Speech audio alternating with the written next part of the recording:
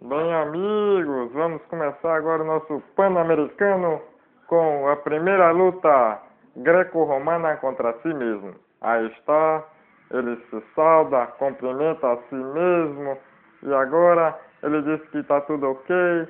Vai começar, hein? E ele primeiro começa com um golpe de estrangulamento em si mesmo. Agora ele tenta se estrangular, ele está tentando se jogar no chão, se dobrou, se jogou no chão. Nossa senhora, que isso? Nossa senhora, primeira vez que eu vi isso. Agora ele pegou nas duas pernas, está tentando dar uma chave de braço nele mesmo. Nossa senhora, que é isso? Agora ele se levanta, só se contorcendo. Agora, que é isso? Jogo sujo. Jogo sujo, agora vixe, ele se rebate, pegou na perna esquerda, agora ele está tentando se soltar, está tentando se soltar, se joga de um lado e levanta e se solta.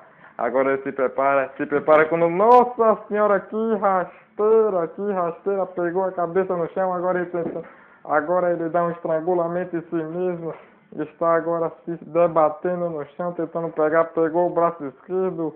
Que é isso, amigo? Que é isso? Jogo sujo. Agora ele pegou de novo. O golpe antigo, hein? De novo. A perna esquerda, a perna direita, tudo agora tentando estrangulamento em si mesmo. Está por cima, está por baixo. Pediu, vai acabar, acabou. Nocaute em si mesmo.